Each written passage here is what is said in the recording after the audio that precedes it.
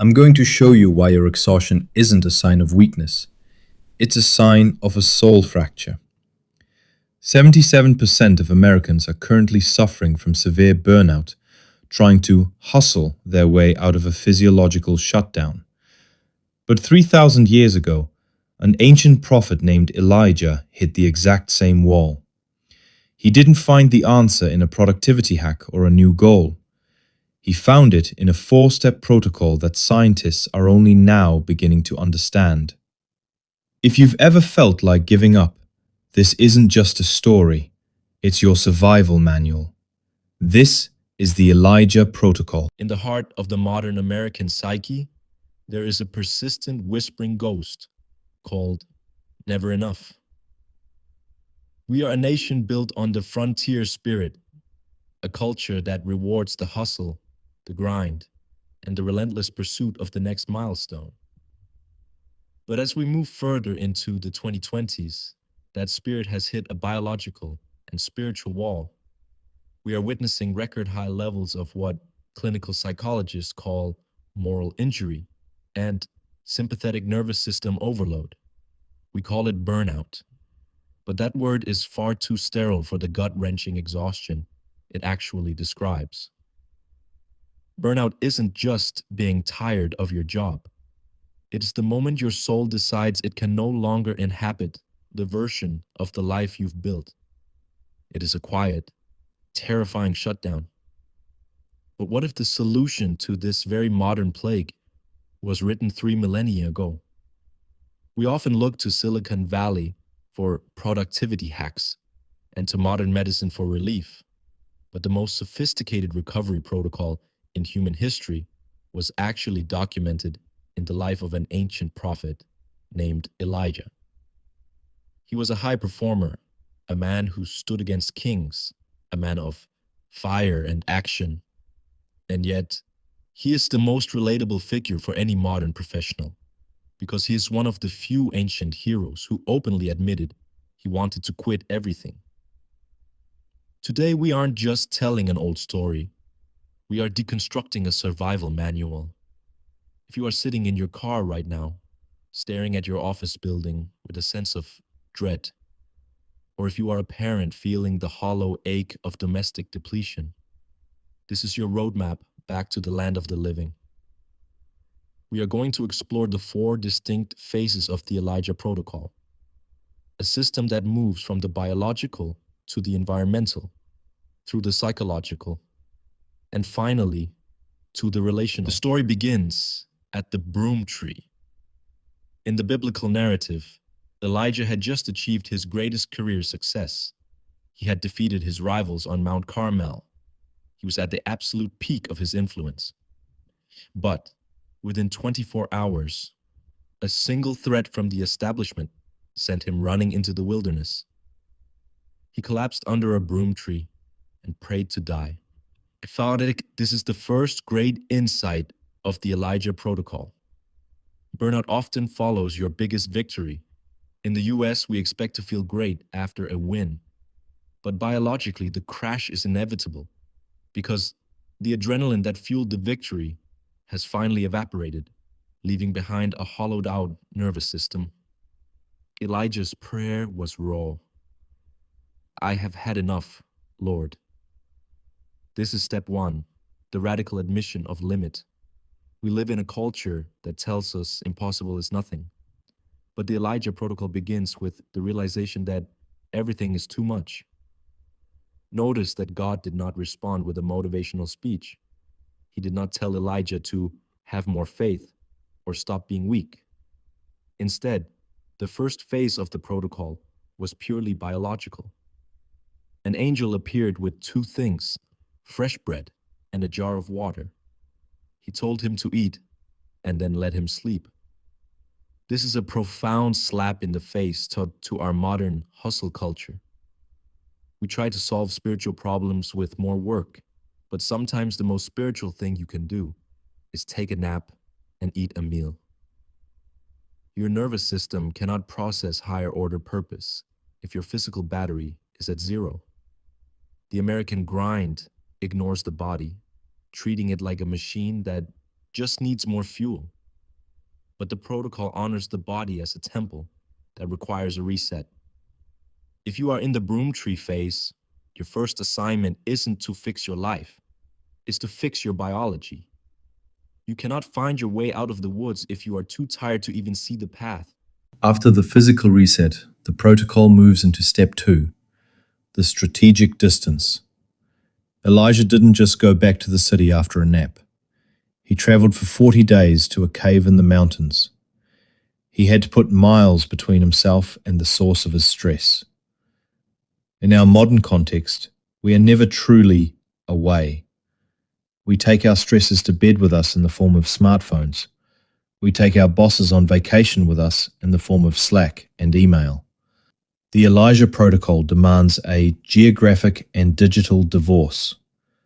You cannot heal in the same environment that broke you.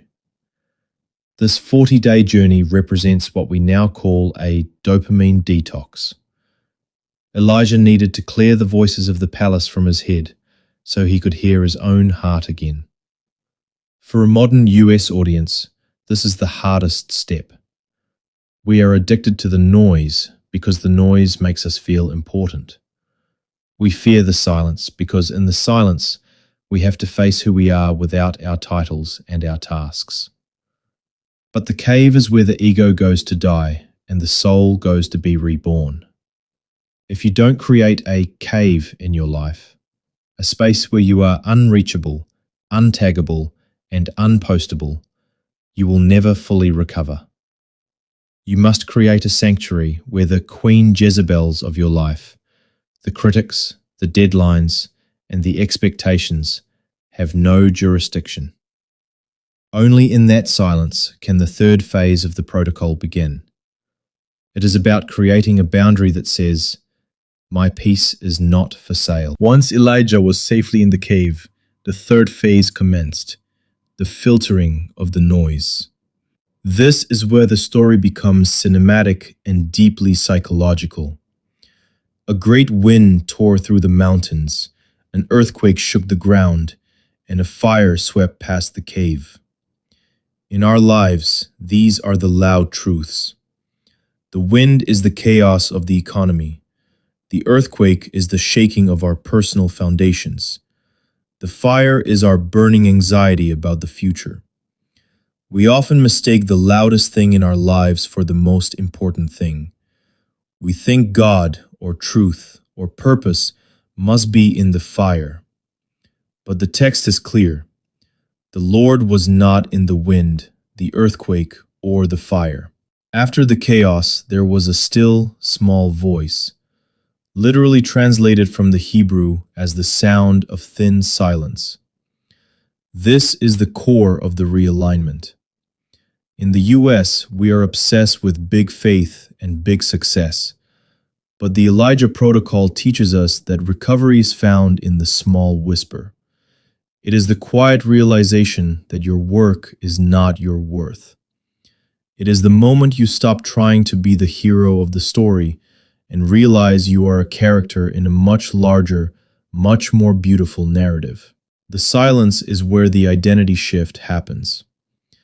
You are reminded that the world did not stop spinning while you were in the cave. This is not an insult to your importance. It is the ultimate freedom. The pressure to hold the world together is a burden you were never meant to carry. In the thin silence, you regain your perspective.